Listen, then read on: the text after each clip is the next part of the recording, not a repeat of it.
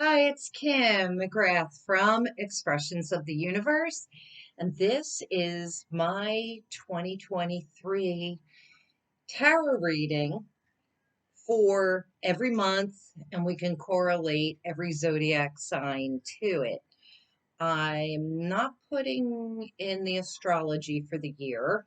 I'll do a separate video for that. I will bookmark each month and correlate it to the sign that it goes with. I did take some notes over the last week or so of information that I was picking up for what this new year can feel like or be like for us.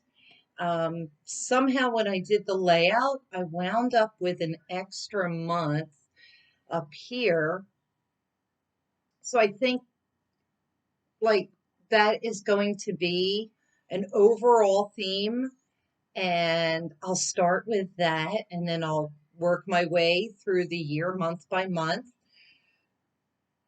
The energies, the information that I was picking up, definitely what kept coming to me over and over again was know the value of our elders.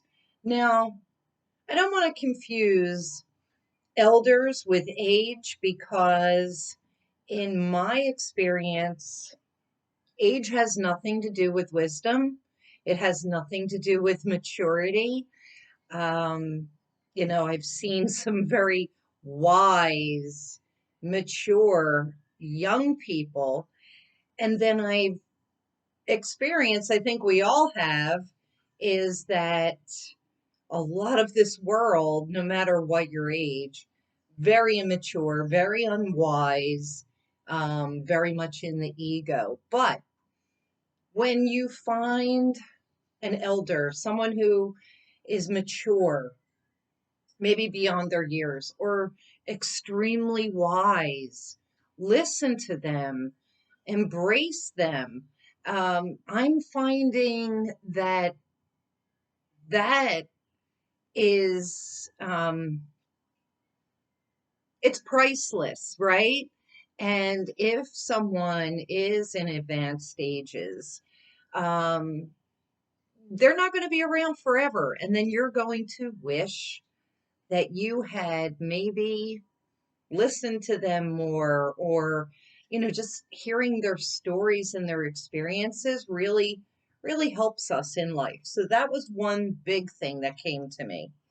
Um, I did say age is a number and it doesn't measure maturity or wisdom. That's for sure. Self-esteem and self-worth were another topic that my guides spoke about on a global scale.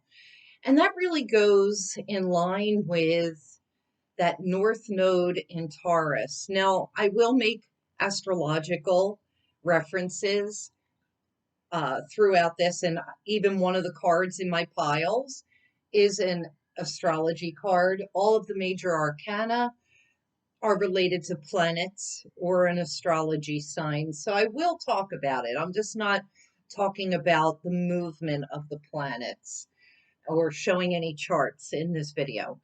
But self-worth and how we value ourselves, that's what the North Node in Taurus has been trying to teach us for the last year. And we'll have that opportunity to work on that until July of 2023. Going hand in hand with that, it continues to amaze me how Chiron and Aries, the sign of the self, the sign of the me, the sign of the ego, has been over 2022 making some really strong and hard aspects. And so we're being forced to look within ourselves. And, the whole self worth, self esteem thing is putting the value on ourselves, not worrying what other people think of us. what other people demand of us. You know, we need to start to come into our own. I too often see people worrying about what others think. And it brings me back to the four agreements and not taking anything personally. I think a lot of us have to work on that. That keeps me sane and calm, not taking things personally. And maybe we'll do a deeper dive on that in 2023 so that I can help a lot of you boost your self-esteem and your self-worth. Um, because when it really comes down to it, that doesn't matter. What other people think doesn't matter. Most people probably aren't worried about what you're doing. It's really this 2023, we need to start to step into our own personal joy, our own happiness, and figuring out what that looks like. And that was one of the themes that came up.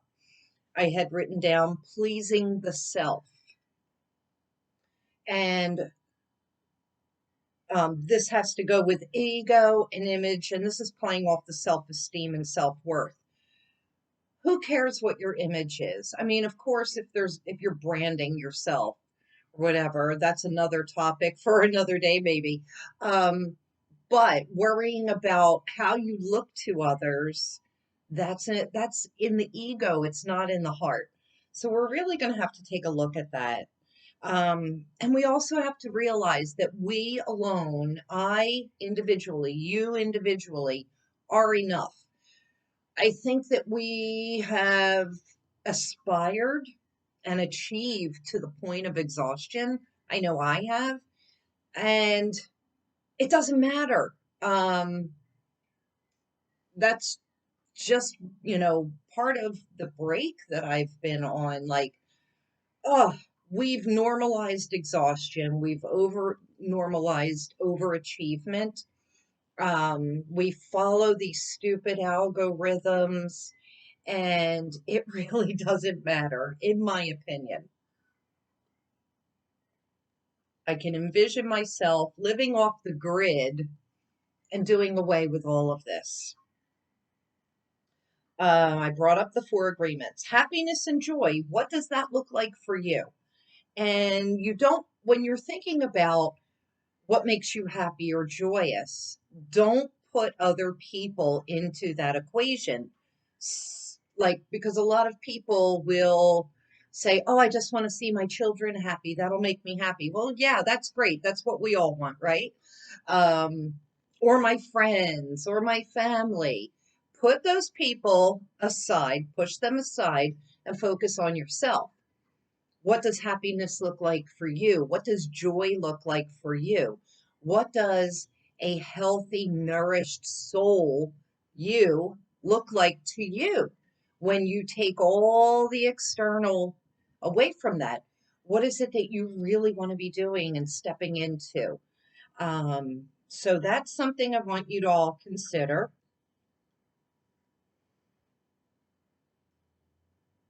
This was a big one.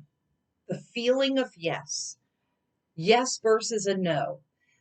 Think about how you feel when you say yes to something. The feeling of a true yes is joy, elation. It's instant. There's no hesitation.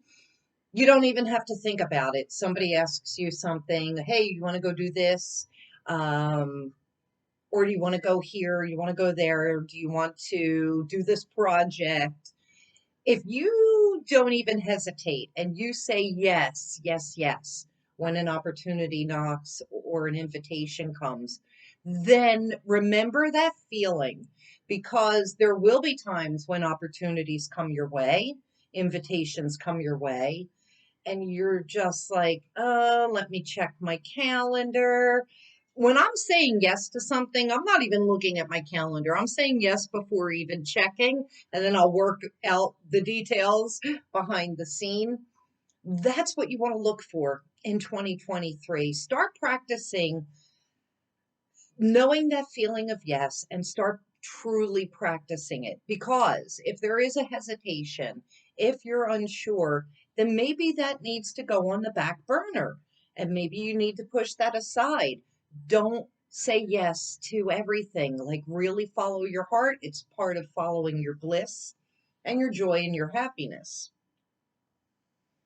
Oh, and also what I have written down, like when I have a no or a hesitation, I will feel a ping in my stomach. If somebody asks me to do something or go somewhere or whatever, and I get that ping in my stomach, which is also part of the hesitation, I know right away that I don't want to do it, or my soul doesn't want to do it.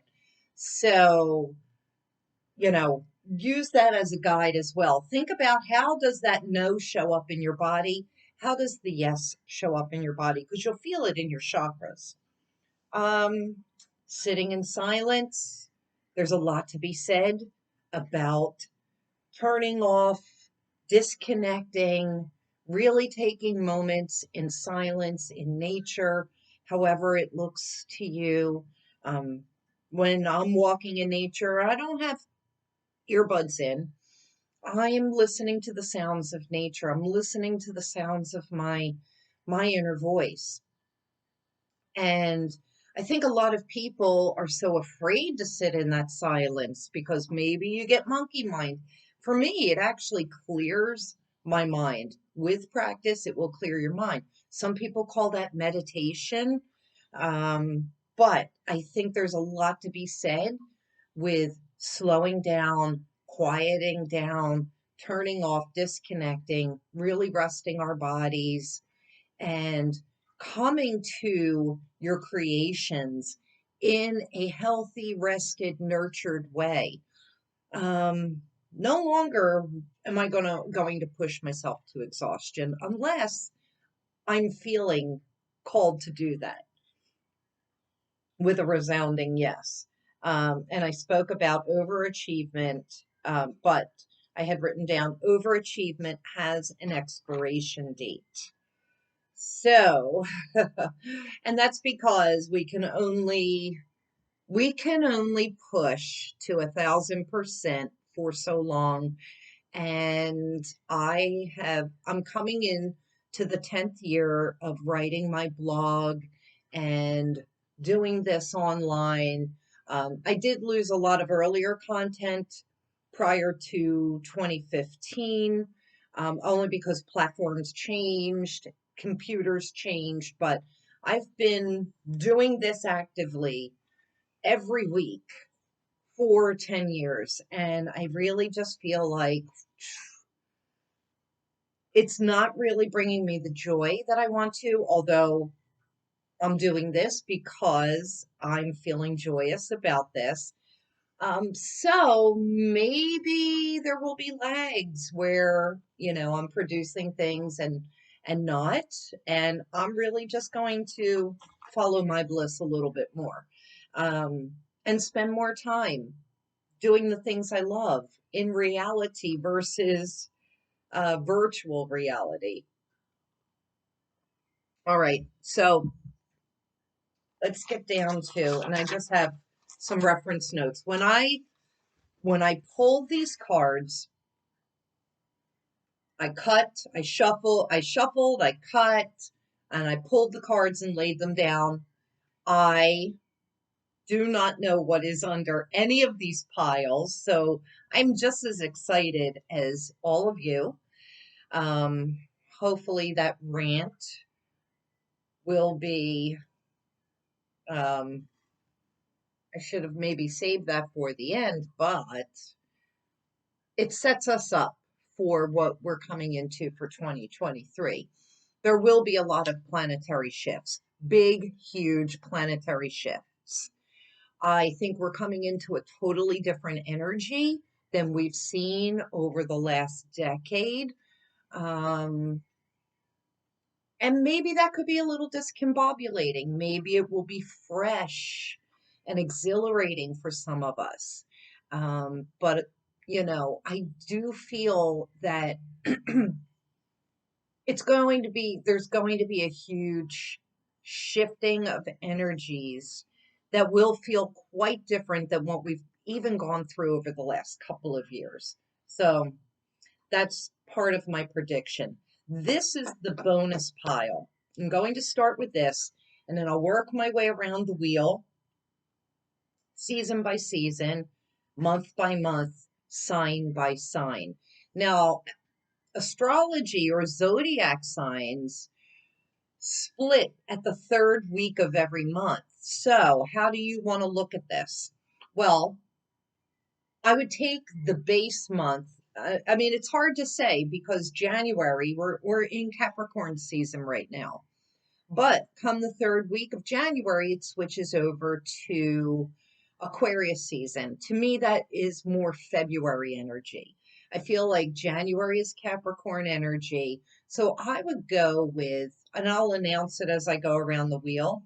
This will be for this sign this month. But that's the way that I feel that each of the zodiac signs will go. You want to listen for your sun sign, your rising sign, your moon sign, and any sign that you may have a cluster of planets or what is called a stellium in. So, for example, I'm a Gemini sun. My rising sign is in Taurus. My moon is in Leo. And I have a big stellium in Virgo with Pluto, Uranus, and Mars there. Some people may want to listen to their Saturn placement for career choices. Um, you have to know your own chart. I do have an Astrology 101 video that will show you how to pull your own chart. Or, I could do a reading for you. If I have your chart on file and you don't have it, just send me a message and I can get that over to you if I still have that on file. All right, let's get started. And for those of you that haven't seen this, my friend Nancy had this beautiful mug made for me of my 3 dogs that have passed, and it says, "Forever in my heart." So this is me sitting on the dock with my 3 dogs, as I often would. Is it a dock? Well, it's looking out to the mountains. I think it is. It's a deck. It's a deck. It's a dock. And yeah, I've been struggling, which I know a lot of you know, and that's part of the reason why this is so delayed, because I don't feel like I was in the right headspace to do this reading until I was fully ready, and now I am. So let's have at it. Let's have at it. Okay, I have a lot of cards in each of these months, and this is the bonus. So I feel like this is our overall theme.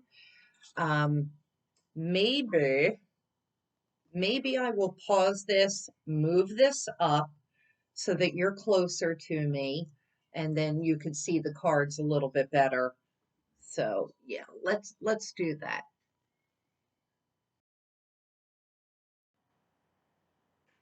All right, deep breath.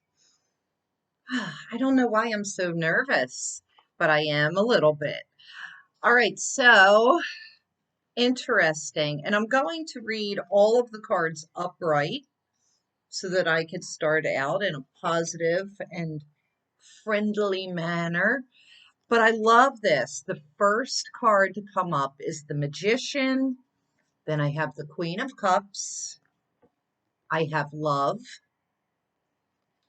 Taurus, the Dragonfly, and Evolution or Herderite as the symbols of this entire year. So what is the Magician? Putting together the best possible combinations. This is symbolized by the planet of Mercury. We're currently in a Mercury retrograde. So communications may still be a little discombobulated, a little backwards. We may be having to revisit conversations that were had over the holidays, feelings. Also, Mercury rules the merchant. So that's, I believe, going to be a big theme. Um, Transportation, Mercury rules, and technology as well. So I think that they will definitely be big highlights, knowing what the upcoming astrology is already for 2023. This definitely follows suit. Um, it's willpower, it's the search for knowledge, and um, it's the energy of the magician, the magus, the Merlin, making things magical this year. Now, we're going to combine that with this Queen of Cups, and she does speak of love. And I mean, it's really interesting that this love card came up. This is the emotions. It is also our feminine, softer side, the kinder, more compassionate side. Um, Although I will say we can be kind and compassionate, yet not feed into other people's bullshit and drama. That's definitely how I'm entering 2023, because a lot of people make their own demise. It was one of the themes that had come up that I didn't write down, but a lot of people make their own storm clouds, their own rain clouds, and then they stand in the rain and say, shit, it's raining. Famous line from Cold Mountain, which is one of my favorite movies, but it's the truth. And it was a quote talking about war, how man makes their own rain clouds. They make the wars that go on in the world, and then they stand in that and say, crap, it's raining. And it's true. Like, be careful what you're entering into. Really follow your emotions, follow your gut. It's part of what I was talking about with knowing what yes feels like in your body versus no. And that's part of making the magic happen, because when we go against the grain, when we go against our emotions and our gut instinct and feelings, we don't make magic. We just make chaos for ourselves. Why would we struggle that much? That's another symbolization of this Queen of Wands. It's about surrendering and going with the flow and not pushing against the current. And then, of course, we're going to bring in love, but I think that a lot of relationships, looking at the chart on January 1st at 12 midnight for New York City, where the big ball drops here in the United States, the chart is symbolizing Taurus rising, which is ruled by Venus, and that is all about love, but it's love and money. And so it really feels as though um, there will be a bigger focus on love. And also, too, if you're in a relationship, there could be a deepening of love. And if you're looking for a relationship, this is going to be a great year to find it for all of us. And this Taurus card also symbolizing true value, not just materialistically wise, but yes, materialistically wise, like spending our money wisely, finding true value. Venus and Taurus symbolize self-worth. So I didn't look at these cards, and I had written these notes almost a week prior to even pulling the cards and setting up these piles. So I'm finding it pretty amazing in this moment that what I had written down is showing up in the cards. Now, the overall animal totem that's coming up for the year, it's the dragonfly. And look at that. It is master number 22, which is the double of 1111. Um, The dragonfly makes me think of our loved ones on the other side. Makes me think of transformation. Pluto will be really pushing this year. And there's a big transformation and a bigger focus on the home and our ancestors and our families versus what is in the outside world. And I've brought this up before several years ago when the North Node, South Node was in Cancer Capricorn, and it's coming around again. This says truth transcends illusion. And I have very dry cuticles. They're sore because it's been cold. Truth. That is really what is being revealed with Pluto in its final degrees of Capricorn and pushing into Aquarius. We're going to get a taste of it as the other planets start to move into Aquarius. Saturn has been in Aquarius for nearly 2.5 years, getting ready to move into Pisces. There are a lot of planetary shifts. Jupiter just moved into Aries, so we could be feeling very vibrant and jubilant, and I like that energy. I've always done well in Jupiter in Aries years. And then overall, the crystal of the year is herderite, and it's about evolution. It's about growing our souls. I talk about earlier in this video about age not being wisdom and maturity is not measured in age, not in a number. It's measured in, I don't know. What did I just say? I'm really up in the ethers right now, so connected in that I don't even realize what's coming out of my mouth. Um, what did I wrote? Know the know the value of your elders because age is a number and it doesn't measure maturity or wisdom. So it really, we have to focus on that soul evolution, them to the side. We need to be growing as humans, and get out of those lower vibrational energies of drama and self-pity and playing the victim, pointing the finger, anger, grief. Hey, you know what? I've been stuck in anger and grief myself, and I struggle every day to pull myself out of that. Um, and that's why I've had to also take a little bit of a break so I can work through those things. You know, you got to step back every once in a while and do a lot of reflection. And that's winter, why winter is so wonderful, because it's such a beautiful time to do reflection. Okay, so 28 minutes in, and we're going to start with January. The focus is on Capricorn. So let's see. We have the Hanged Man, predicting it's going to be a long reading. The Hanged Man. We have the Knight of Pentacles, perfect for Capricorn. The Mystery, stepping into the unknown, not needing to know everything. The 12th house. The Crow, a little bit more magic. And a Zezulite, which is alternative realities.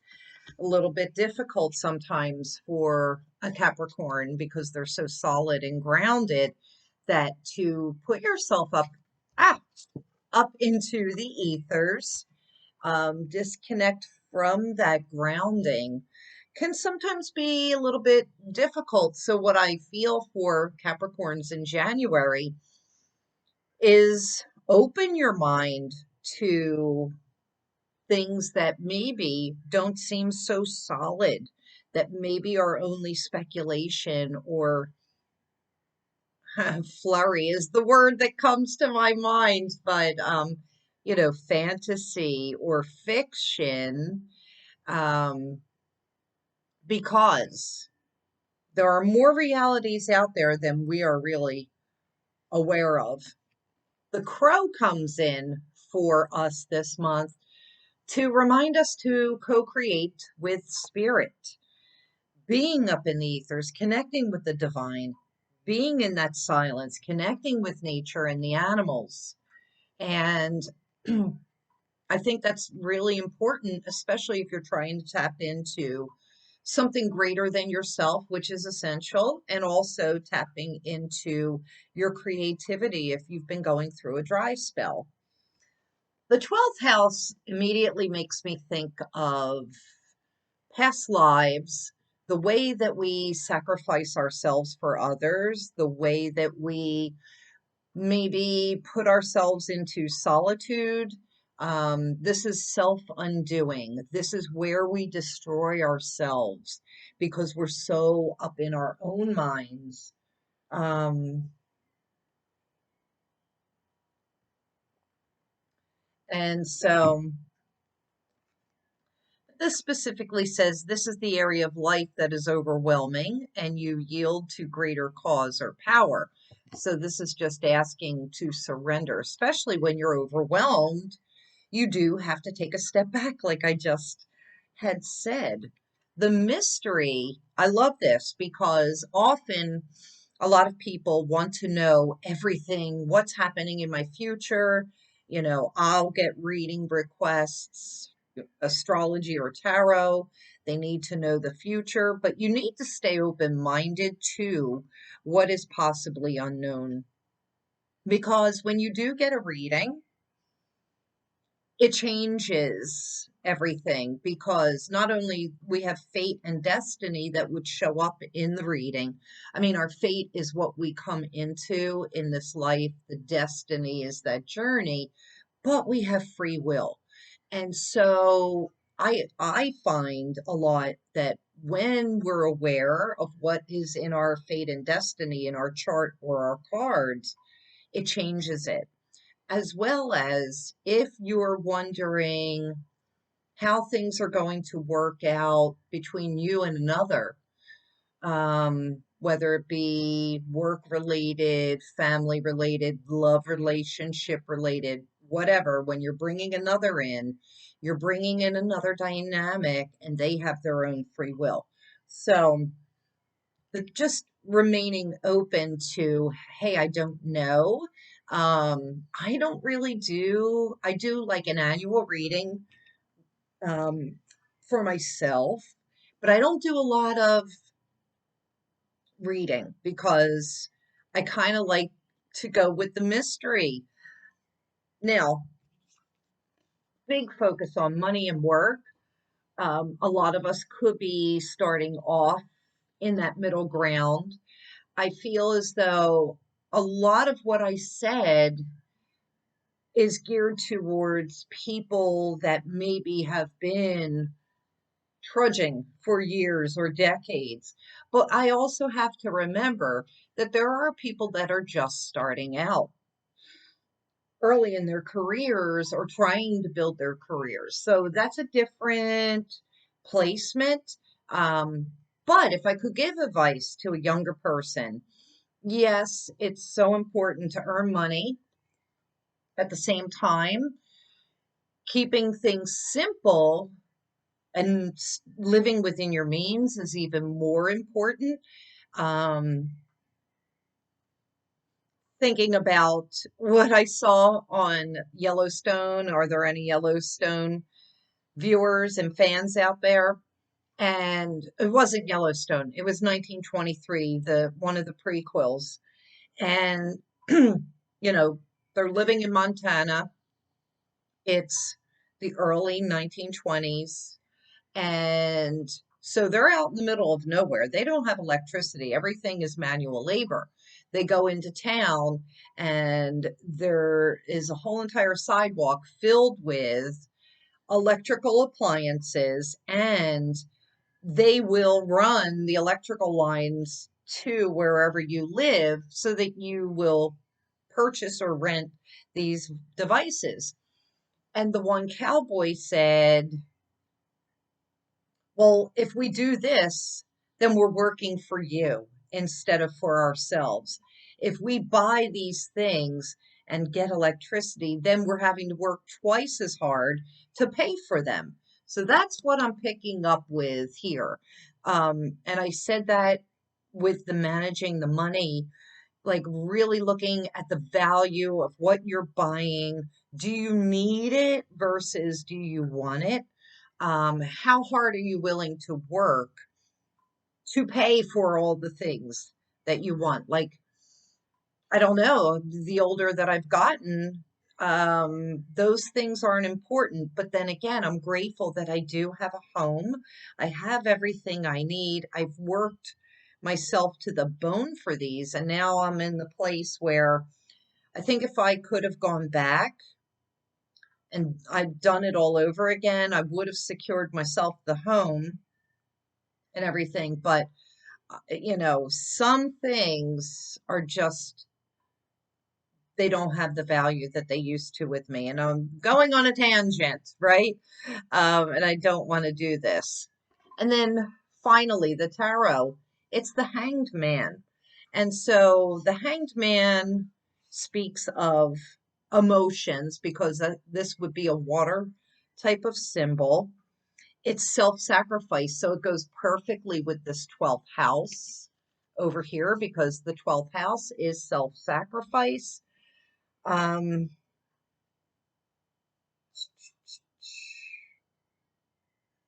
it's initiation, it's death and rebirth, it's transformation. It's very plutonic type of energy.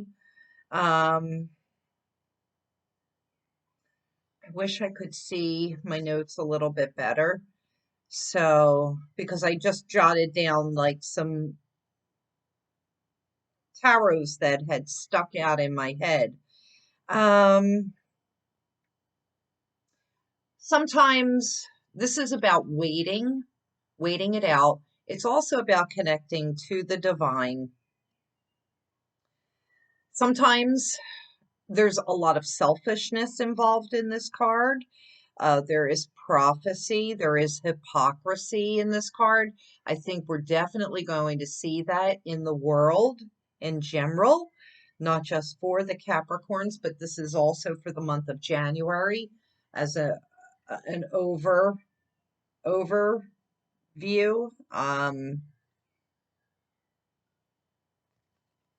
And yeah, so I think I think that's pretty much what I have um,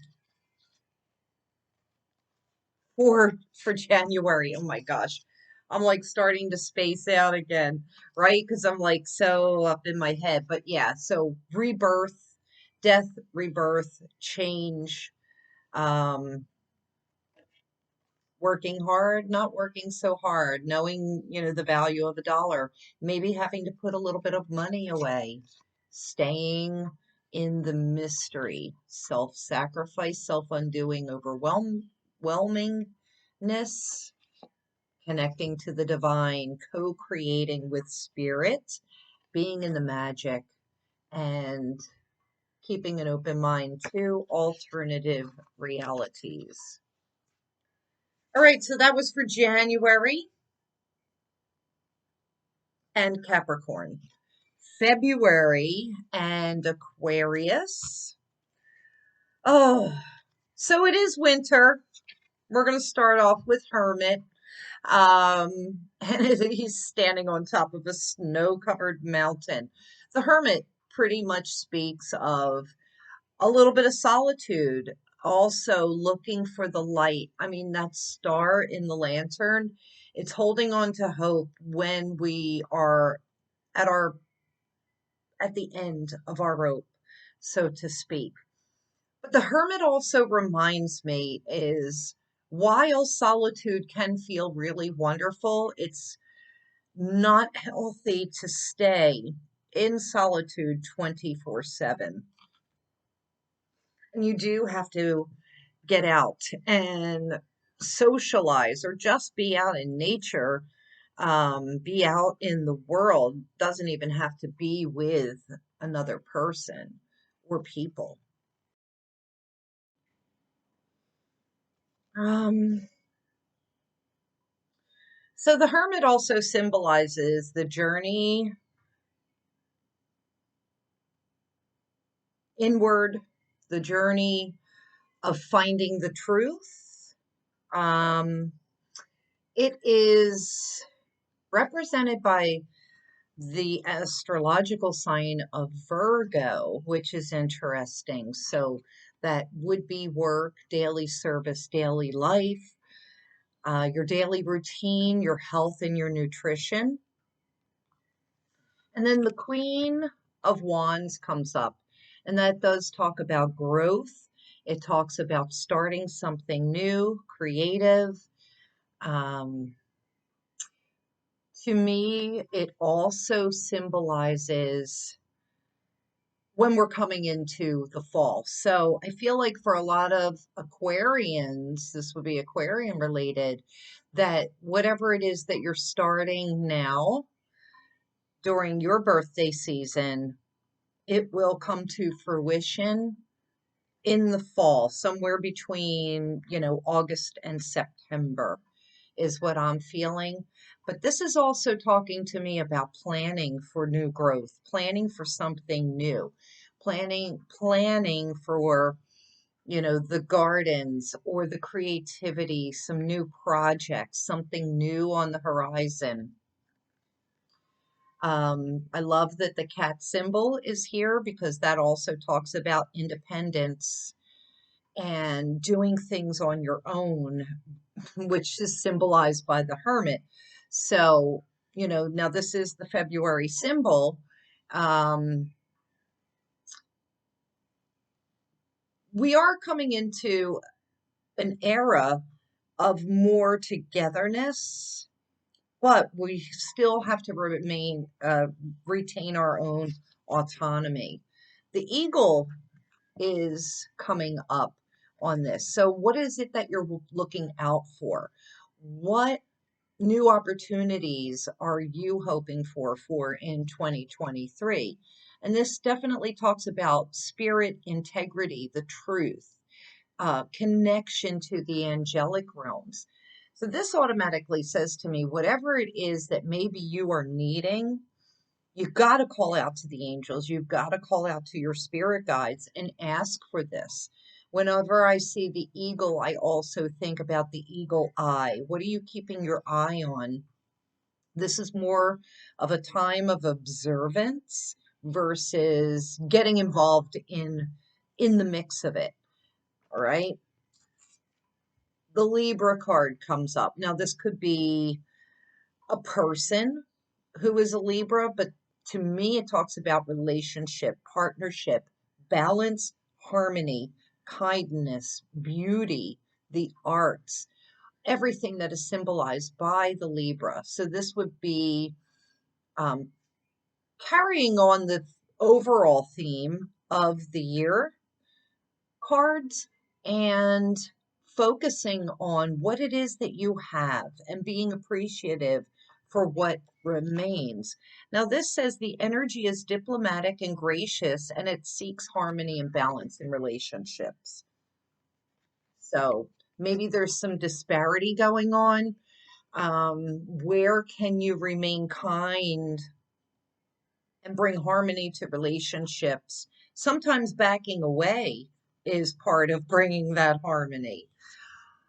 The animal totem for the month of February and for the Aquarians, it's the swan spirit.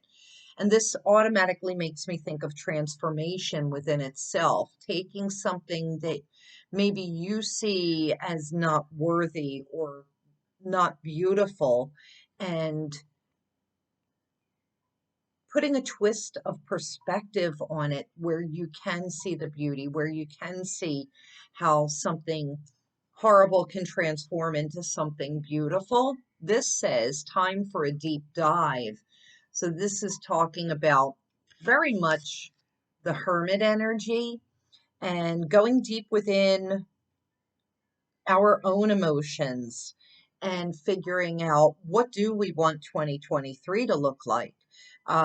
Taking a deep dive into like really who we are. And that's a lot of what the hermit symbolizes.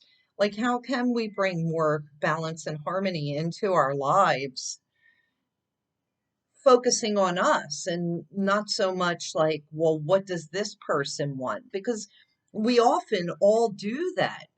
We look and seek to make others happy at our own expense. And 2023 going forward is not about that, in my opinion. And the of crystal of February, or for the Aquarians, it is new beginnings. And that's what I talked about, right? New beginnings, setting things up. That would be symbolized definitely by this Queen of Wands, but it's petrified wood. So that's really interesting because petrified wood, when we use this, it helps us to get unstuck. It will keep us grounded and make us feel safe and secure. So it really fortifies your root chakra and your sacral chakra, and it allows you to feel safe and secure and start those new beginnings, even if you are a little bit afraid. Petrified wood is really wonderful for all of us to work with when you're afraid to make a move. You're afraid of things changing, so you stay stuck in what it is that you're already doing because you're comfortable there, even though you may be sitting in a dirty diaper, complaining. Petrified wood will get you up and out, and I think that's wonderful. And then the beginnings, I feel like, this is going to be our launching pad. This is when things really start up for us this year. And for Aquarians, brand new beginnings, new pets, new children, new things coming into your lives, new ventures. It's all good. It's all wonderful. All right, moving on. March and Pisces. All right, let's take a look at all the cards. We have the Sun. We have the Seven of Wands. That's like, all right. Perception, the first house, cat spirit, which I just spoke about, and tourmaline for inner peace. All right, let's start off with the tourmaline. This could be, this is more like a watermelon or a pink tourmaline. The watermelon tourmaline, it's a combination of the green and the pink. Black tourmaline obviously is for protection and cleansing, but this is a softer type of tourmaline, bringing inner peace, really symbolizing the nature of the Pisces, if you will. And so this is how we're going to kick off spring here in the Northern Hemisphere, autumn in the Southern Hemisphere. Also, too, when I think about the astrology, so much is changing in March. So many planets are shifting, getting ready to shift, or have shifted. So we're really going to have to keep our eye on March. I mean, I have been for almost a year. I'm looking at March of 2023 like, oh my gosh, this is huge.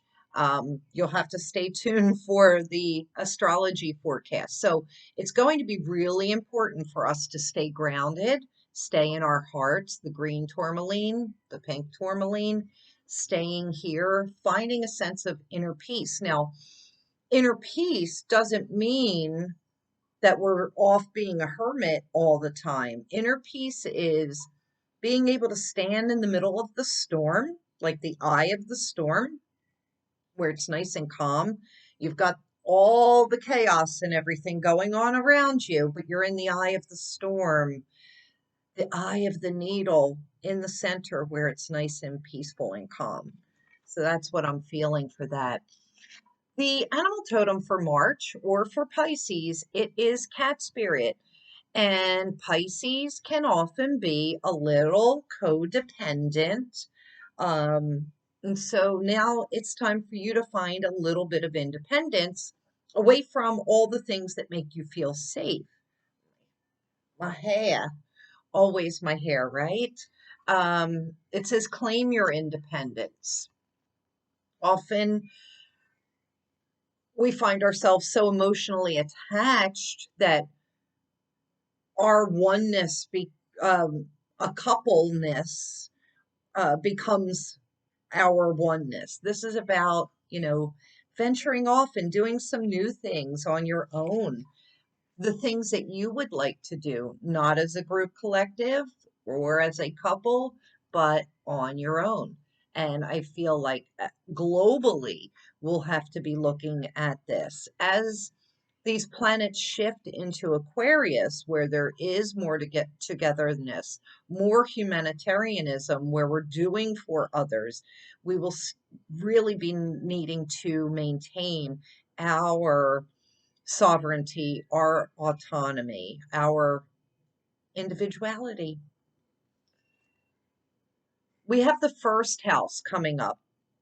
So this is saying March is going to be a really great time to start a new daily routine, to really take a look at our health, to get back on track. Here in the Northern Hemisphere, the water will be warming up. The weather will be warming up. But this is putting another big focus on the self.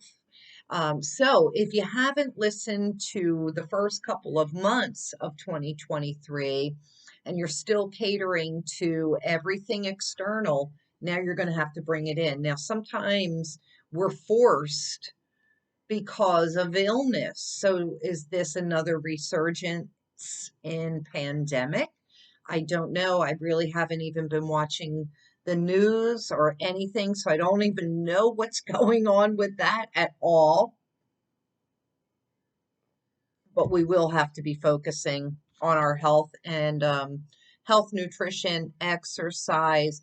Also, too, the third week of March brings in the astronomical new year, would be the 0 degrees of Aries. And it's always important for astrologers to take a look at that chart, which I haven't yet, to see what the astronomical year is going to be. Now, I have looked at the January 1st chart, and there is a big focus on home and family values.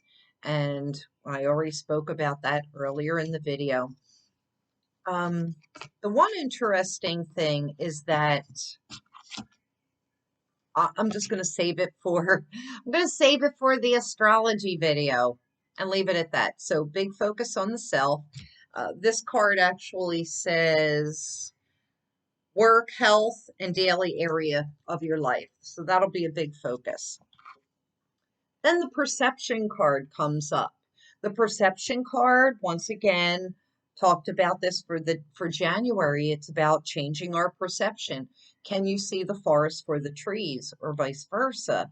Can you be open-minded enough to, look objectively at other people's beliefs and feelings, but not put yourself in that mix? Also changing our perception on situations with people, or just, mundane everyday tasks in general, really can change our overall health, for the good or for the ill. And I'm going to just say, stay steeped in gratitude. The major arcana card that's coming up for March and for the Pisces, it is the Sun. And then we also do have the Seven of Wands. It's like, what are you fighting for? Is it really worth fighting for? How hard are you going to work? This is saying, especially with this first house card that's coming up,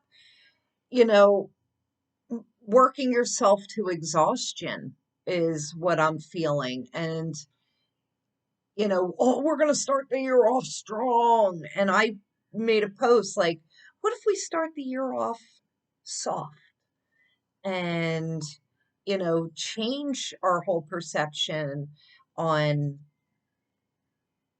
what has been normalized, right?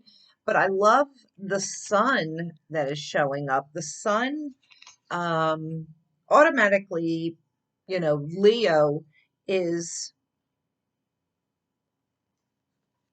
ruled by the sun.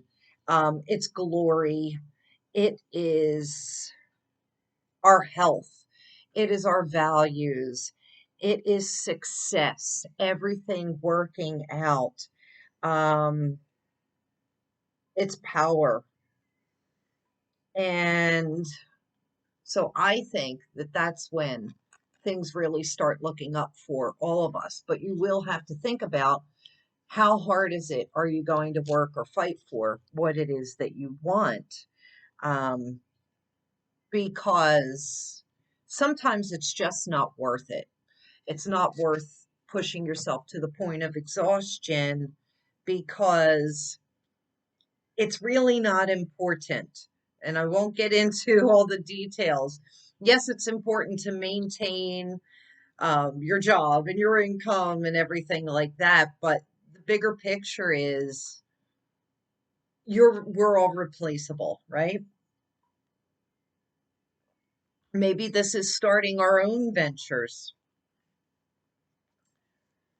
starting anew. All right, so April comes. April would be symbolized by Aries for sure. And what do we have? What do we have? We have, and this is perfect for April and Aries. It is female power, but it's Cuprite, so it's fire energy. It is definitely that Venus energy, but the fire energy of Aries is Mars. But maybe this is just reminding us that, through our creativity, through our aggression, through what it is that we're trying to get done, we can remain soft and not so boisterous. We can do things in a nice, calming, soothing way. But it's empowering. And I'm feeling like this is empowerment, empowering ourselves. The animal totem for April or for Aries, it is the bat spirit. And it says rebirth is assured. A rebirth is assured. It's card number 5. And I know I haven't been pointing out all the card numbers, but 5 automatically speaks to me of change. And whenever we're in a 5-year, it's usually a lot of change, but it's change. There are things ending, there are things transforming, and things being rebirthed. And it is creation, and that goes perfect with this Cuprite card. Vesta. Vesta comes up, and she symbolizes the home and the hearth. So could those changes be happening in the home and the hearth? The home and the hearth that's within our own hearts. This is the goddess within, your sacred spiritual center, filled with quiet dignity. So pretty much what I said about the Cuprite, when you are trying to put a point across, when you're trying to get ahead, get somewhere, you don't have to be boisterous. You don't have to be loud. You can do it in a softer, gentler, more feminine way. And that's also what Vesta talks about, that quiet dignity. Makes me also think about deer animal totem, which I don't know. Didn't come up here, but restrictions. So interesting. I wish I knew what Saturn was doing. I know Saturn's coming to the end of its Aquarius season and will be going into Pisces. And I can't really remember off the top of my head right now, but I know that we're starting the year with Saturn in the 5th house. Restrictions on creativity, restrictions on romance, restrictions with children, restrictions of pleasure. I'm wondering if this is some sort of world government type of restriction, or maybe it's just asking, how do you hold yourself back and not allow yourself to step into your own true power, allow yourself to change and transform? How do you cut yourself off for the sake of others? That's what I'm picking up there. And I love that we have the Ten of Pentacles is coming in to say everything works out great, everything starts to fall into place, but it's preceded by the Justice card.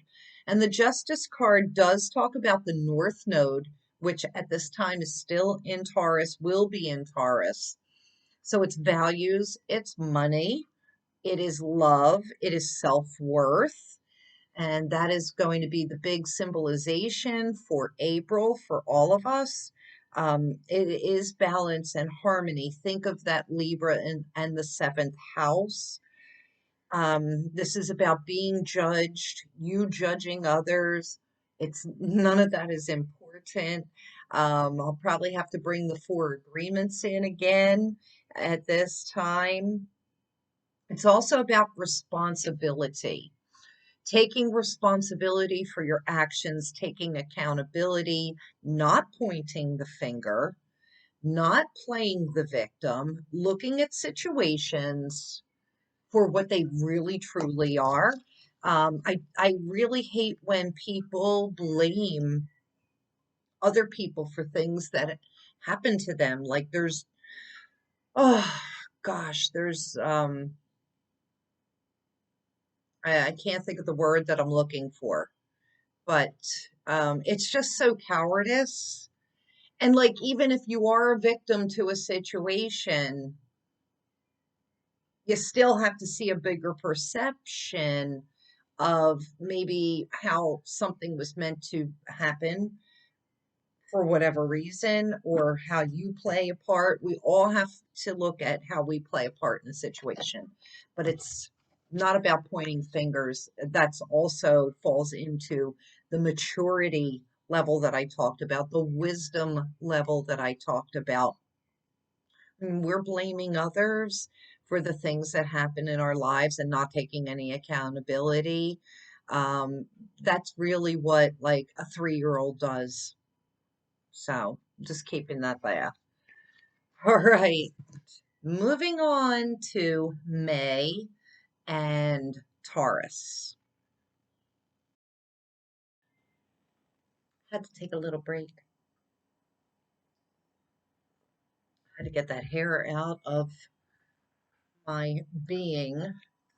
All right, May and Taurus. Um, Interesting. So I start every month off differently, right? Um, we're getting the Temperance Tarot card. This does talk about balance and harmony, everything in moderation. This is definitely a Sagittarius card because Sagittarius tend to really overdo things and then they get burned out. So if we take a look at this angel, she has one foot, her toes are dipped in the water. So this could be an emotional month. This is also making good combinations, similar, in my opinion, to the magician. It's like, okay, we've got all the tools we need. Let's mix it up now, but everything in moderation. How can you bring that balance into your life? I love that she has the symbol of fire on her chest, and those fiery wings look to be very much about growth. And we have the daffodils in the background and the sun, the path that leads to the sun. So this May looks like a very beautiful time. Now we will be in eclipse season from April 19th, 20th, and into May, I believe, or maybe I'm wrong. I'm thinking maybe about last year, but either way, I'm going to leave it at that. Um, oh, I love this because I am a Taurus rising. So we have the Ace of Cups. This is emotion. This is love. Um, we are taking a deep dive into our emotions. So, May could be an emotionally turbulent month. We've had a lot of planetary shifts, and we don't know how it's going to look like in the world because I haven't presented my astrology, but there is a possibility that things in the world are going to be tumultuous, and that could be upsetting, and therefore, it could be very emotional. Now, looking at the Temperance card with things in balance, um, dipping her toes into the proverbial waters. It's like you want to keep one foot grounded. See how she has the one foot on the ground and one foot in your emotions, in your heart. So this could be time to open your heart, but also staying grounded. Don't lose yourself. Everything in moderation. I know a lot of us, when we do get involved in new relationships, we put everything into it. And before we even know what we're getting ourselves into, right? That's going to ring true with anything that comes about in May or for Taurus. So the bee is coming up, not as the animal totem, but as a symbolization card. And it's talking about enjoying the sweet rewards. And that is what the month of May is about. We're deep in the spring in May. The flowers are blooming. Everything is sweet. The sun is nice and warm. This talks about love, industriousness, and sweet victory. Um, Sweet victory, like, so if you have been done wrong, this is about you winning, but not in a vindictive wasp like way where you would be stinging and hurting other people. This would be you coming out on top. And I also love the bee, which we all know. I think most of us know. I have a bee tattoo. The bee talks about accomplishing the impossible because their tiny wings should not, um, by an engineering standard, support the weight of their body, yet they do. So that's a miracle within itself. And then the industriousness of the bee. It does talk about working hard, but then enjoying what you have produced, what you have worked so hard for. So once again, we're talking about the balance, bringing everything into balance and doing everything in moderation, not killing yourself. Such as, the bees working to no end. Do they get to ever eat the honey that they have so industriously produced? The seventh house comes up again. So that really goes with this Ace of Cups that I was talking about, relationships, focusing on relationships, whether the ones that you currently have or developing new ones. This is all relationships. Everything that we have a relationship with, like even my coffee, like everything in balance, right? Um, and so where are we overdoing it? Who are we overdoing it with? Who are we not giving enough attention to? Uh, this May will be a good time to look at that. And this card says the area of your life is about long-term significant partners, romantic, business, or family. And that's what May will be a big focus on, and also for the Taurus. Your animal totem is the bobcat spirit. It's card number 8, and to me that symbolizes creativity and abundance.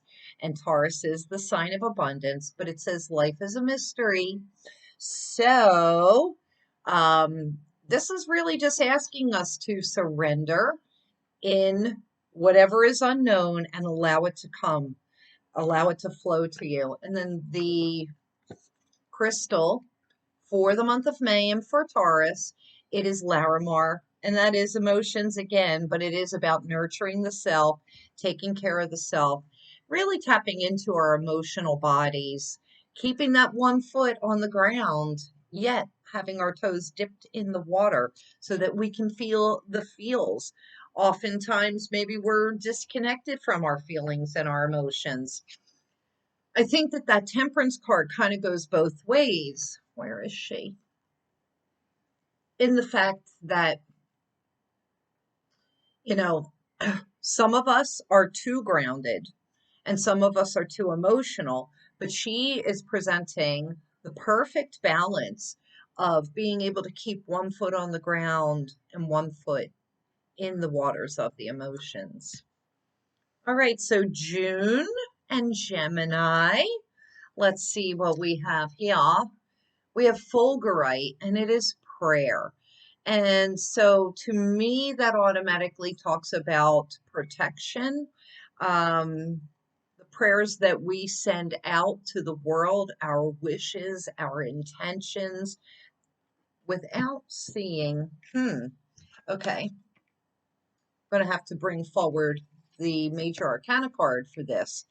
And it's the world. It is the culmination of everything that you've done up to this point thus far. So June is going to be a huge turning point for the world, I predict. Prayers will need to be sent out, although I'm ambivalent on how I feel about prayers. I feel prayers work, but then again, they work, but I'm just reminded of like something that my mom said to me a long time ago. You can pray all you want, but the answer is already predetermined of how something's going to turn out. Sometimes the answer is no. Um, and we as humans can't always see that perspective as to, well, I prayed and I prayed and I prayed that this wouldn't happen, and it happened anyway. And my mom had said to me, God hears all of our prayers, but sometimes the answer is no. And we don't know what that bigger picture is, right? So I think with this Fulgurite and seeing this world card, this is going to be a world event pivot point. And I'm a big believer that when we are keeping in our hearts, in kindness, compassion, and for good to prevail, that that energy itself will spread throughout the world. So that's kind of where I'm going to go with that. But the world card does talk about a culmination, everything up to this point coming to a head, and a turning point. It's perfection. It is the end of one cycle, the beginning of another. It is the great dance of time. It is, I think this is going to be a huge mile marker for a lot of us. We'll have to see. And I haven't even looked at the astrology that far up, other than knowing that the North Node, South Node are getting ready to shift into Aries Libra. So, we've seen a lot of Libra and seventh house energy. The South Node will be in that. So there will be a big focus this year on relationships and the seventh house. Okay, so the accompanying tarot card is the Three of Pentacles, the Three of Coins, asking for help, seeking guidance,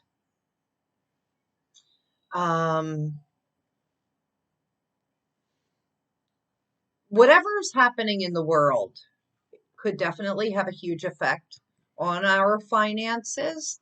I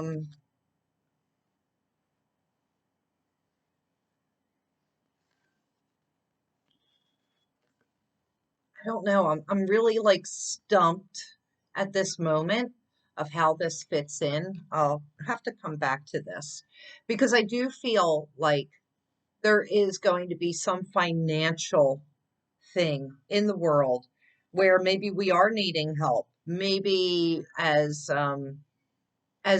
Geminis, maybe this is where we're reaching out for help or assistance in some sort of way and having to go and request that.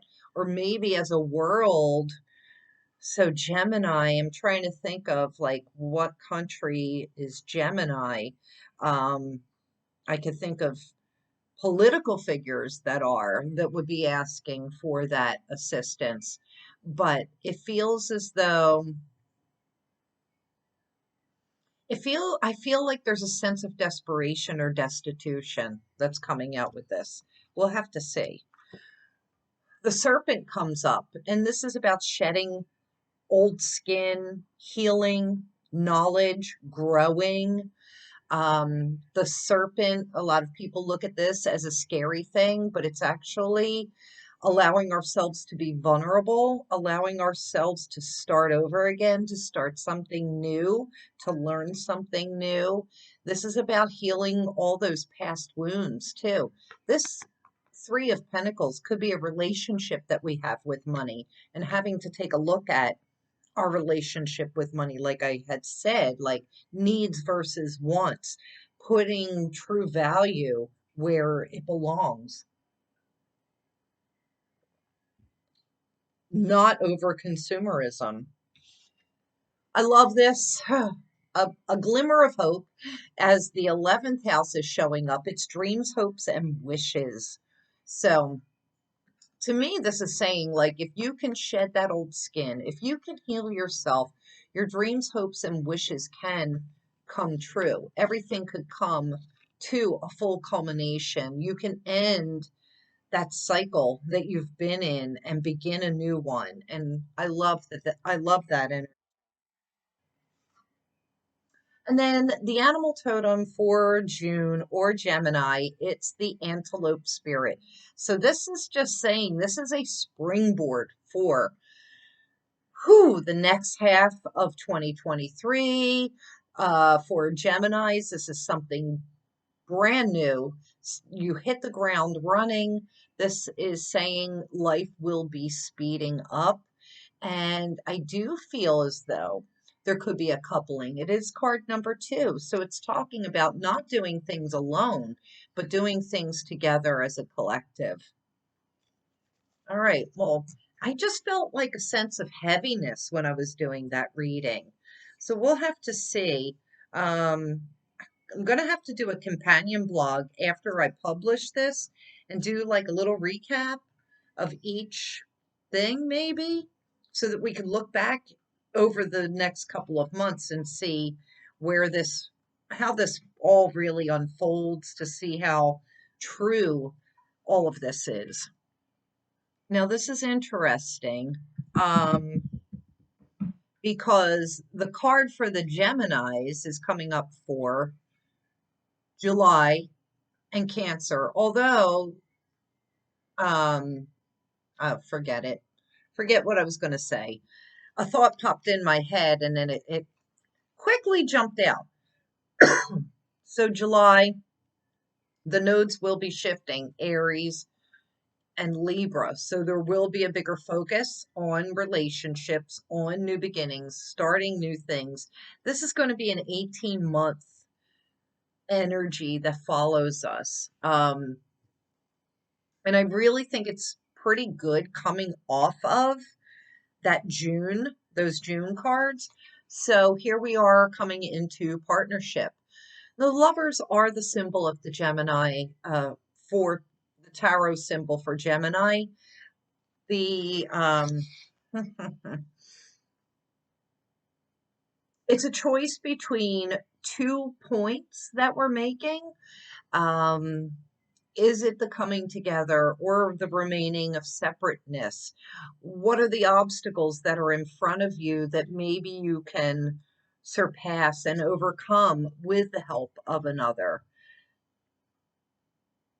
It does symbolize sexuality and partnering, fertility, and the blessings from the divine. So I love that. The companion tarot card is the Six of Wands, and this speaks of victory, things going well, things working out in our favor. Um, it could take 6 months for things, 6 weeks, 6 months for things to pan out, but know that there will be a victory. So here we have, several months talking about victory. The risk card comes up, and this is saying there is no reward without some big risks sometimes. Taking the path unknown, going into the unknown, you have to take that leap of faith sometimes in order for that victory to happen. And I love this. The fifth house talks about romance. It talks about pleasure and joy, creativity, children, whether it's your children, another's children. This is where we have fun. This is where also the children, it's about finding our inner child. Like, have we grown up so much that we're so serious about everything? This is about allowing yourself a little bit pleasure. I think this year we need to allow ourselves a lot of pleasure. The animal totem for July and Cancer is hummingbird spirit, and it talks about being super present, being here right now. Hummingbirds are another magical creature that astonish me, but being in the present. Now, what's interesting when I think of in shamanism, the hummingbird talks about pointing true north, pointing our compass in the direction, the path that we are meant to be walking on. Um, Also the sweet victory, but it also speaks of our ancestors that came before us, that guide over us. And that's what I was seeing here in this lover's card. Also, too, the lover's card doesn't mean that you need to be coupled. This also speaks about, the masculine, the feminine. It speaks about loving the self before you, not before you can be loved. We're all worthy of love, but you can't expect to be loved the way that you want to be loved if you don't love yourself first. That's not saying that we're not worthy of love until we get to a certain place. No, we're all worthy of love, but don't pull another into your crap if you don't love yourself. Like, you know, a lot of people are just clamoring all the time for that relationship, thinking it will complete them, and it won't. It won't. But just being present. Being present also means having to surrender to what is. And then we have dioptase. Now it says forgiveness here, but this is really about healing the heart. When we're in the present, we're not thinking about what happened in the past. We're not thinking about what's coming in the future. This is also about forgiving ourselves for maybe being in a lower vibration and realizing that you don't have to live in that space anymore. We can come out and shine victoriously if we remain present. I love that. I think that's pretty great for July. Okay, now we've gotten more than halfway through. We are in August and it's Leo season. Let me just take a quick peek. Interesting. Okay, so we have a lot of interesting energy coming in August and for Leo season. I'm going to start it off with this perfect Leo August type card, and it's courage, and it's bloodstone. This often talks about, well, and it's going to go perfect with the major arcana card, the Fool, the beginning of something, having the courage to accomplish or do the thing that you don't want to do. The Fool symbolizes taking a risk, jumping off the cliff, not literally, unless you have a paraglider or a parachute. Um, it is air, symbolized by the air. That is our mental capacity. And often what's true is people who have courage have changed their thought pattern and didn't focus on what they're afraid of. The bloodstone will help to nourish and strengthen your root chakra and your sacral chakra, and it'll help you give yourself the courage to move forward, to jump off the cliff, to take that risk. Kind of reminds me a little bit of the petrified wood in the fact that if you're stuck because you're afraid, you may want to get yourself some bloodstone and it will help you to move forward. So looking at this Fool, it is new beginnings. It is youth. It is starting out something brand new without knowing a whole lot about it. You may want to just quick check with your tightest confidants if you are about to embark on something, just to make sure that you're not being stupid. That's what the little dog is saying. He's the symbol of loyalty, and he's almost nipping at the heels of the Fool before he jumps off the cliff to say, hey, just, check things out and make sure that you're not doing something stupid. Um, but the courage card and the bloodstone says, oh, like maybe you have to take that leap of faith. Maybe you have to start this new thing that you're afraid of. And as for a world, this could be people separating and going separate ways and having to, take separate paths. Um, the beginning of a journey starts here in August and for the Leos. Now, the companion tarot card, it's the 10 of Wands, a heavy burden that is being carried. Can you let that burden go? What is it that maybe you've been keeping to yourself in silence? Like, have you been working yourself to the bone? What other person's burdens have you been carrying that maybe are not really yours or no longer need to be your own? The Frog comes in to not only talk about new beginnings, it's almost like the spring of our lives, the spring of something brand new, but this is saying a lot of shit needs to be cleared up, cleaned up. You've got to get rid of the clutter. As I look around, I mean, it's pretty good in here, actually. It's really good. But I have a tiny house and my space is limited. So I purge and I purge and I purge. This is really saying, like, you have got to, if you haven't at this point in 2023 cleaned it up, it's time to clean it up. Body, mind, spirit, physicality, ethereally, mentally. This card says it's about cleaning house. This could be just getting rid of everything in your life and everyone for some of us. Cleaning house, this could be new administrations coming in governments.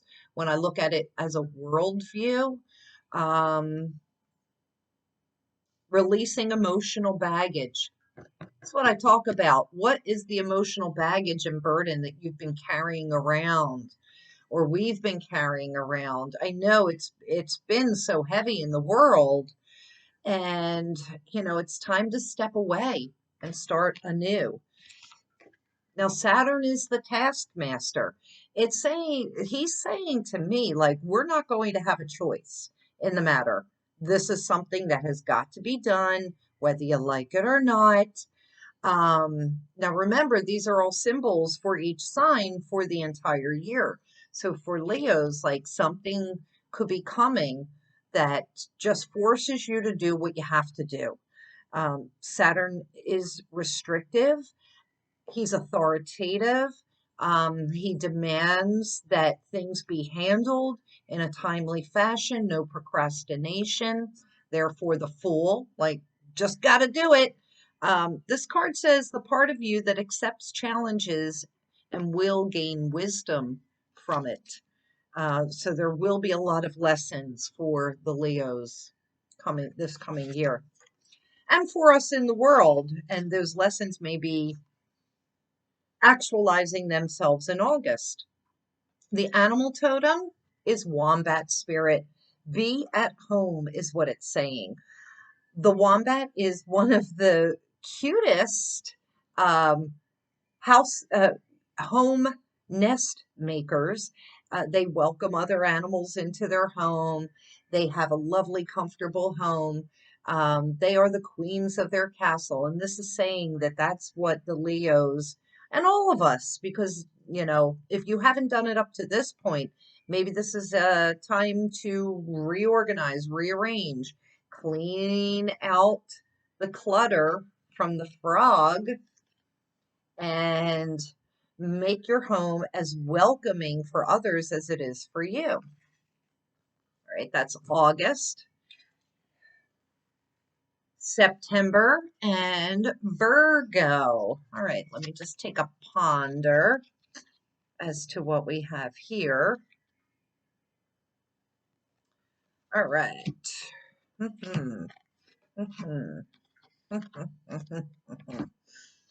And interesting. Okay, so I don't have a crystal for the Virgos because I didn't look at these cards when I laid them out in the circle. But it is the element of water, and that is of the emotion. This is about surrendering. This is about going with the flow. And I love this. There is a little bit of a rainbow. So there's rocks there showing to me, where have you been rigid, Virgos? This is the September energy, remember. Rigid rocks, obstacles. There is a rainbow within all of that when you allow yourself to surrender and go with the flow. I'm going to keep it at that. Porcupine spirit is your animal totem for the month of September, and for the Virgos, I automatically think when I see porcupine, it's like I'm putting up my defenses. I don't want anybody to get too close to me. Stay away or you'll get hurt. But it's really because you don't want to get hurt. This says time for a beginner's mind. So, you know, Virgos are very good at being experts. I've got the stellium in Virgo, you know, so I feel you, Virgos. But this is talking about changing your perception, starting fresh and starting new. And for all of us for September, this is that beginner's mind. We have the Gemini card is coming up for the month of September. So this is of two minds, of two perceptions, two of something, the twins, knowledge, transportation, technology, siblings are involved in this. It says the energy is communicative, mischievous, lively, witty, and informative. Stimulating exchange is possible. This could be adventures with another. This could be changing of neighborhoods. As a world, I feel like a lot of information could be coming out in September, but we have to be super careful because not only is it informative, but it says it's mischievous too.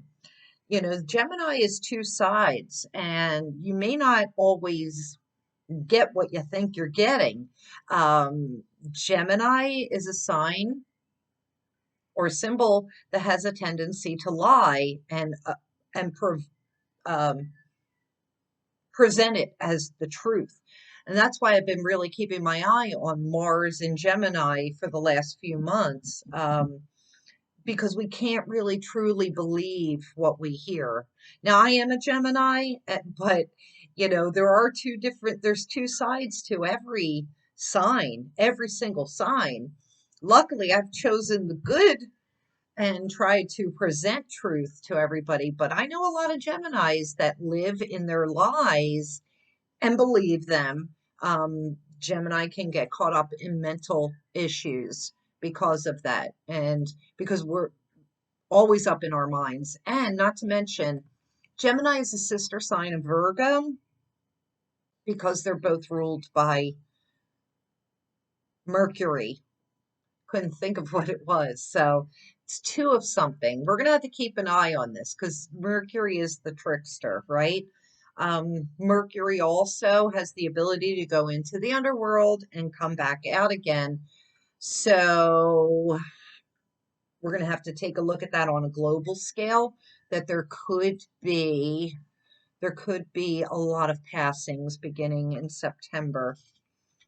Interesting, because the Lady of the Lake is coming out and she speaks about the truth. So are we having to discern between what is true and what is not true? And I think we've all been doing that, because you can't even rely on the news and the media to tell you what the truth is, but it's presented. That's a really good, like Gemini represents the media, the news, and you think what you're hearing is true, and it isn't. There are spins put on it for, um, to make money off of, to buy time slots for advertisers, to sensationalize things. But the Lady of the Lake comes through and she says, no, we have to seek out the truth. This is all about finding the truth, finding our personal truth, finding out what is real.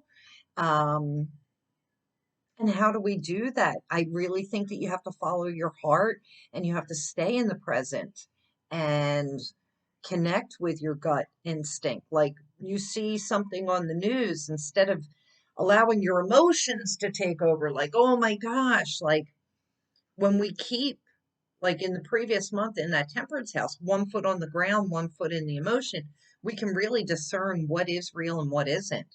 She also says this is about the absolute truth. This is courage, self-respect, and the responsibility to speak the truth, the absolute truth. Um, and if you don't know what it is, then zip it, zip it. We have the Nine of Pentacles, which I love because this is about comfort. This is about enjoyment. This is about happiness. And it's saying, like, I'm good on my own. I'm good just as I am. This really, to me, is very much a Virgo symbolization, very much a September symbolization. It's like, all my crops have come to harvest. I'm sitting in my garden collecting my coins for all the hard work that I've done, and I'm preparing for the next season of life. And I love that she has the falcon on her hand with the leather glove, because this is really being at one with nature. I love that.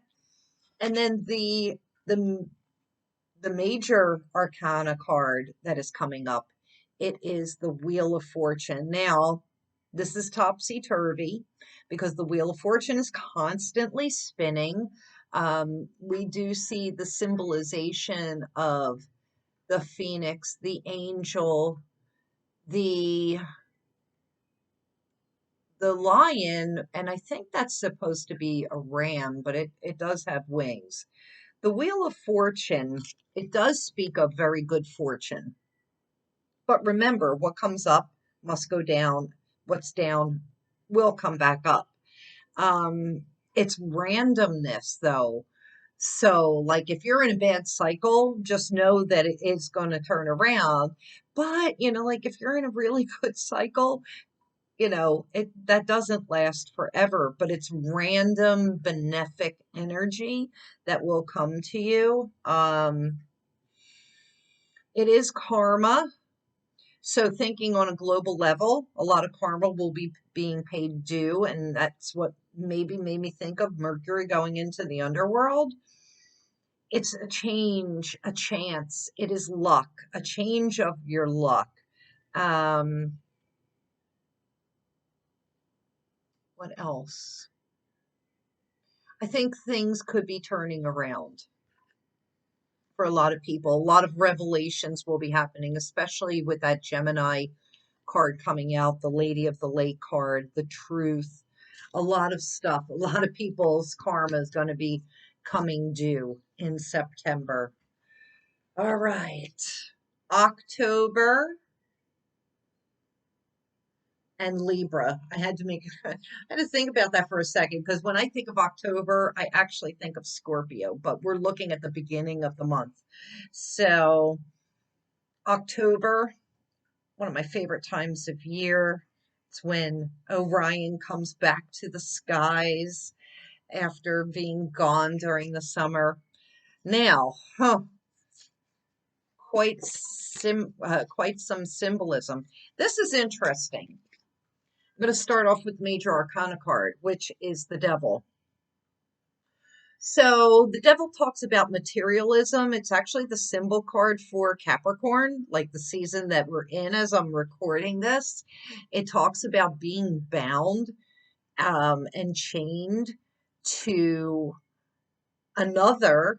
This is what I spoke about with that at the beginning, for the beginning of this reading. Over indebting yourselves by buying so much that you're having to work for another to pay it off. When we keep it simple, then you are only owned by yourself. So this is like being enslaved to your employer because, we can't live in the world. I mean, the economy is really crazy. This is temptation. This is obsession. This is addictions. And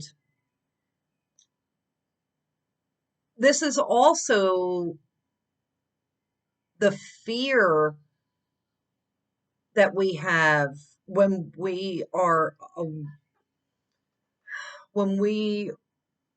I guess, afraid to stand on our own, is what I'm hearing.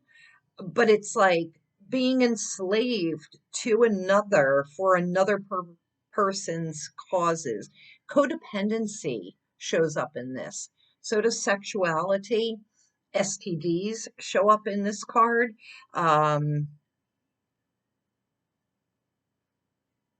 There's violence here. So on a global level, these are the themes that we could be seeing.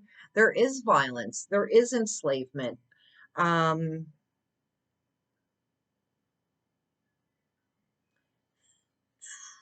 what else? Lust. It, I'm hearing it's like the seven deadly sins show up October. Lust, greed, gluttony. Um, is this part of like the karma that we're going to have to be dealing with?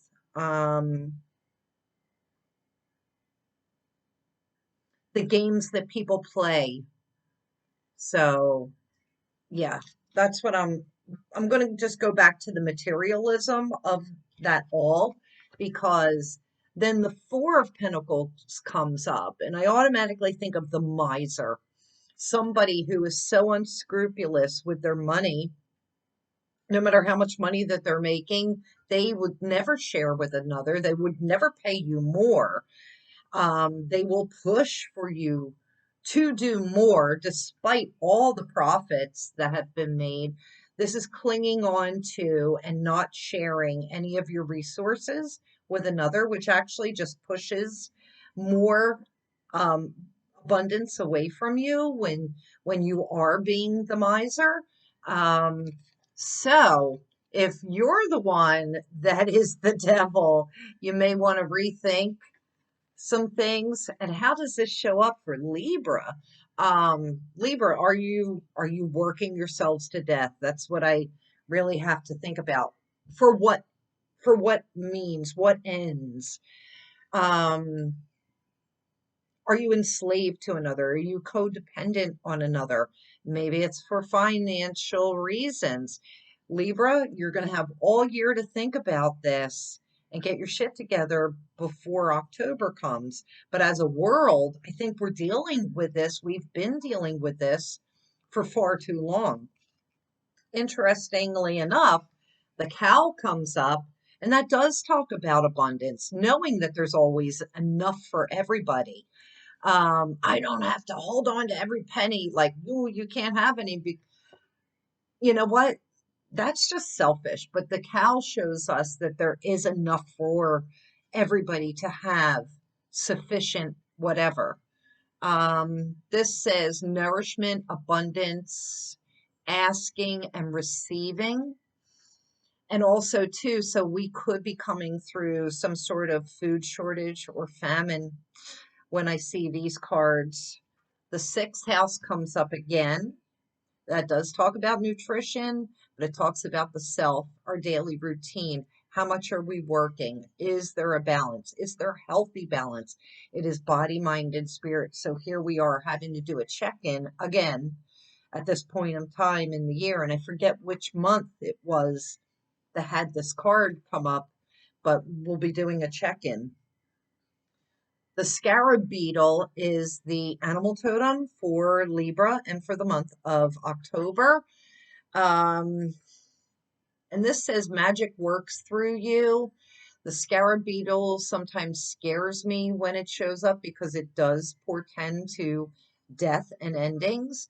But beetles are such a magical totem of creation and abundance and magic and everything working out the way it's supposed to when you're in the right place energetically. That's kind of what that makes me think of. And then it is Tiger's Eye for balance, which is a perfect Libra symbol.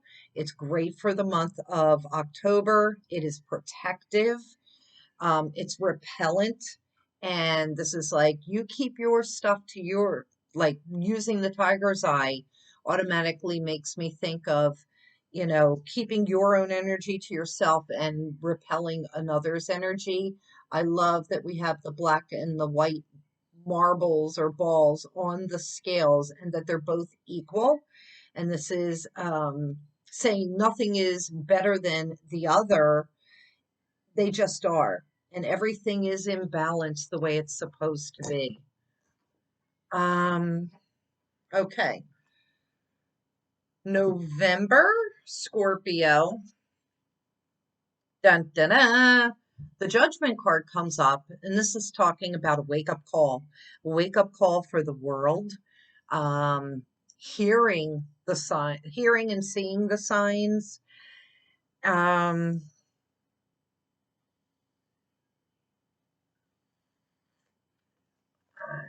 am trying to think.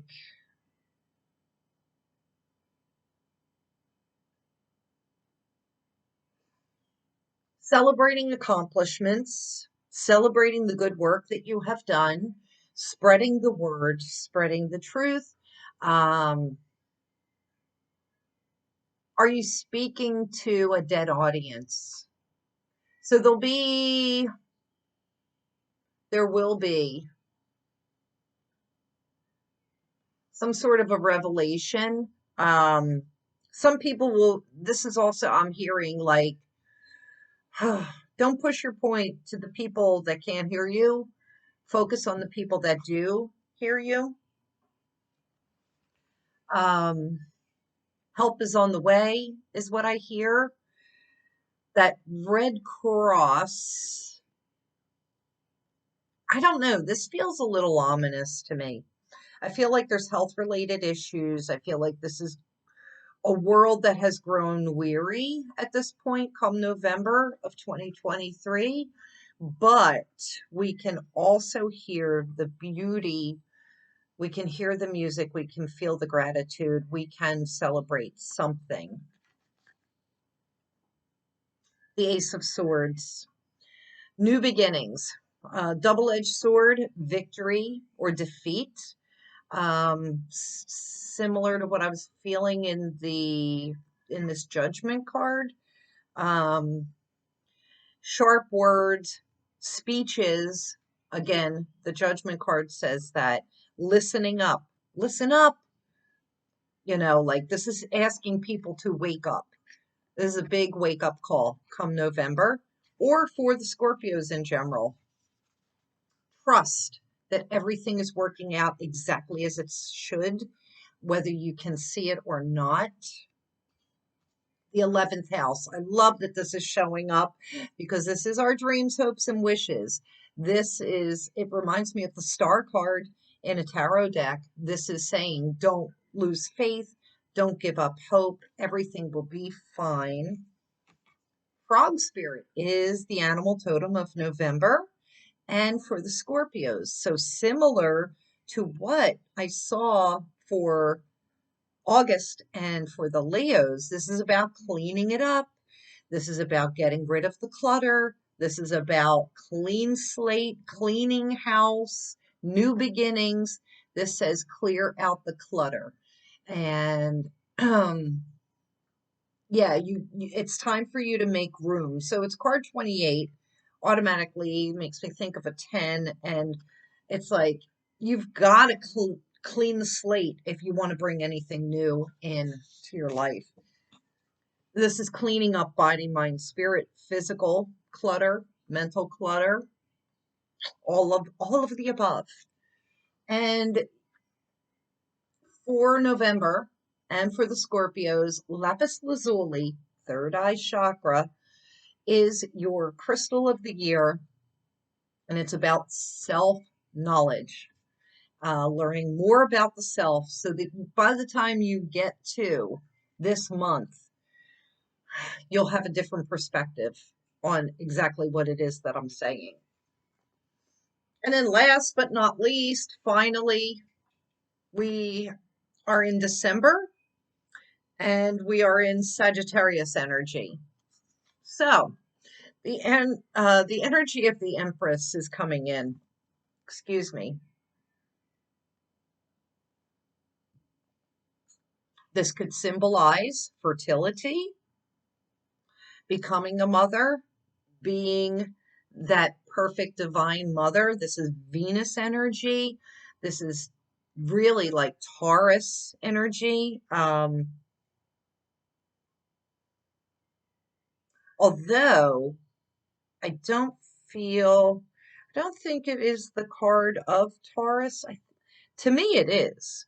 I feel like this is the card of Taurus. I don't know. I don't know. I was looking at my notes to see if I wrote it down, but I feel as though this will be a very fertile time for the world. New beginnings will be occurring. Although it is flanked by the Seven of Swords, and this is one of my least favorite cards in the deck, because it symbolizes somebody getting away with something that they knew better that they shouldn't. This is having something stolen or robbed from you, and this person's actually like happy about it. There are a lot of douchebags in the world that are like that right now, but let's see how that plays on that. The thing is that this Empress, look at how she's sitting on the throne. She doesn't care. She doesn't care that this is happening, okay? Because she is okay. Maybe this is, you know, I'm not going to worry about this anymore because I'm solid in myself, okay?